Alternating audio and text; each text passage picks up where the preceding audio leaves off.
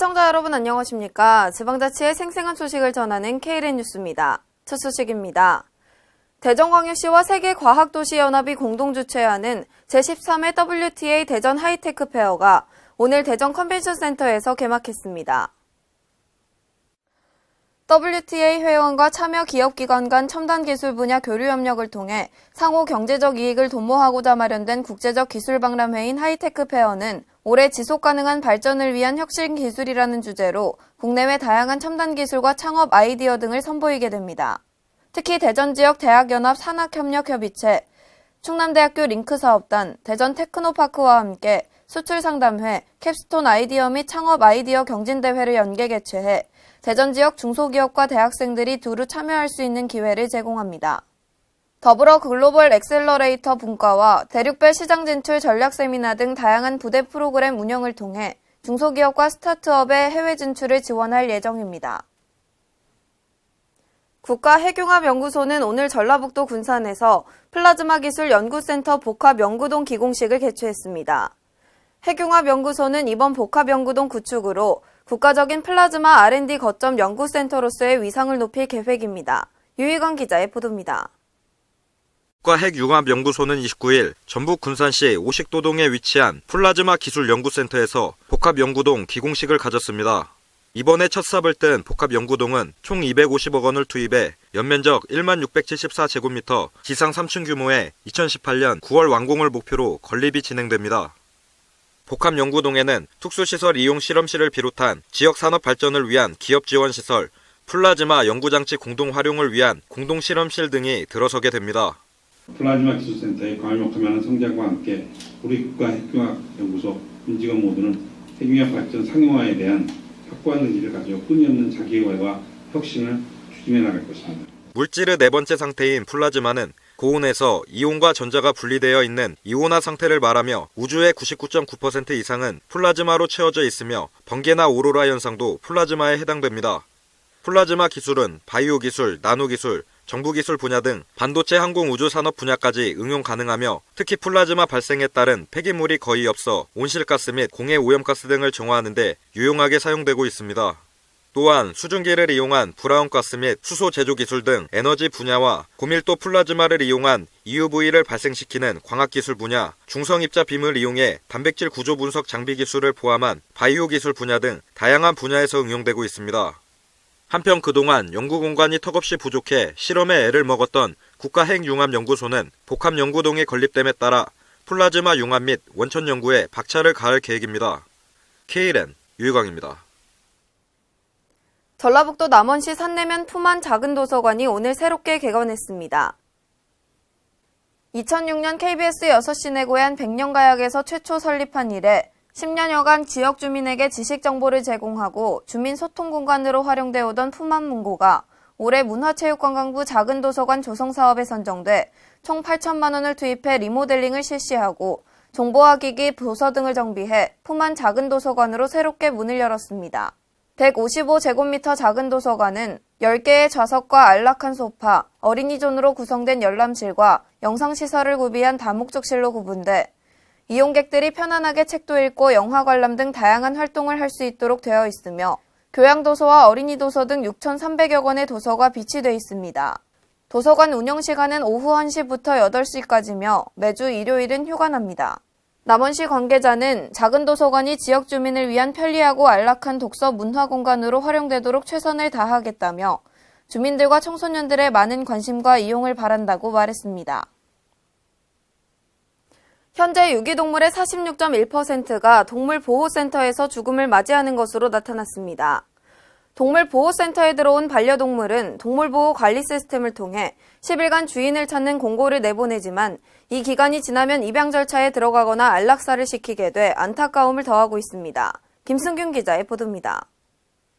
주인 잃은 유기동물의 절반가량이 동물보호센터에서 죽음을 맞이하는 것으로 나타났습니다. 농림축산식품부가 제출한 유기동물 처리 현황 자료에 따르면 주인을 잃은 유기동물의 46.1%가 동물보호센터에서 최후를 맞이합니다.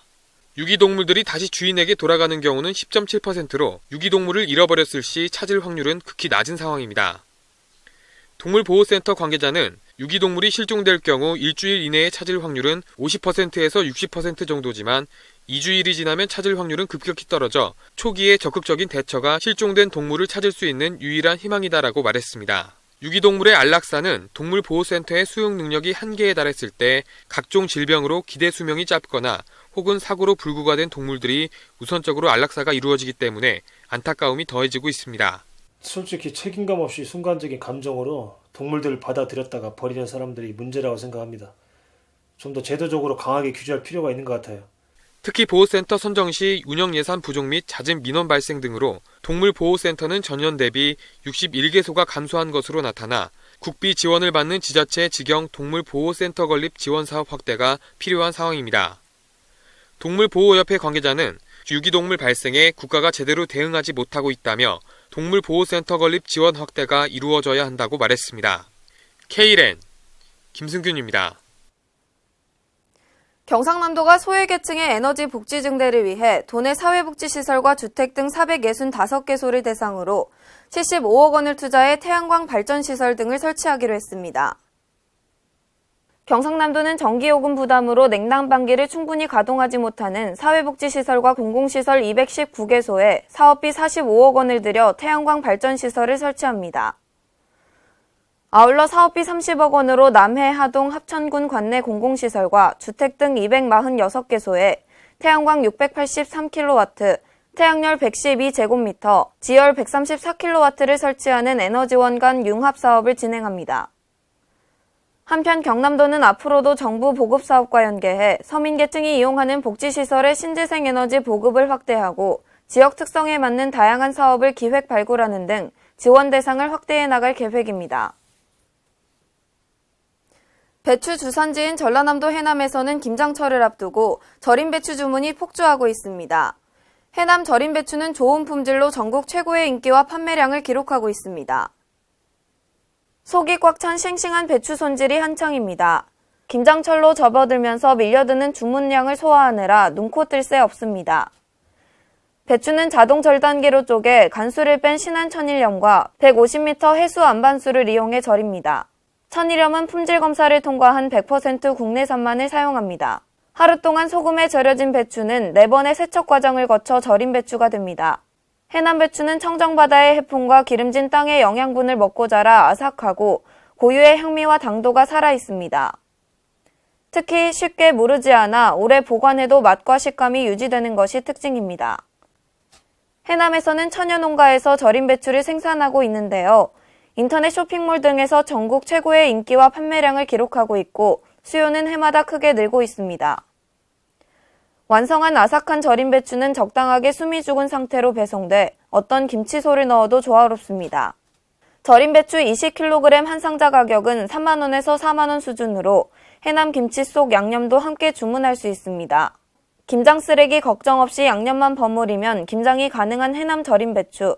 김장철 최고의 인기를 누리면서 농민들에게 고소득을 안겨주는 효자 노릇을 톡톡히 하고 있습니다. 내년부터 임신부들의 외래부담 진료비가 대폭 줄어듭니다. 보건복지부는 건강보험정책심의위원회를 개최해 내년부터 임신부의 외래본인 부담률을 의료기관 종별로 각각 20%씩 내리기로 결정했습니다. 김승균 기자의 보도입니다. 내년부터 임신부의 외래 진료비가 절반 이상 낮아집니다. 보건복지부는 건강보험정책심의회를 열어 내년부터 의료기관 종별로 임신부의 외래 본인 부담률을 각각 20%씩 내리기로 결정했습니다. 이로 인해 상급 종합병원은 60%에서 40%, 종합병원은 50%에서 30%, 병원급은 40%에서 20%, 의원급은 30%에서 10%로 각각 낮아집니다.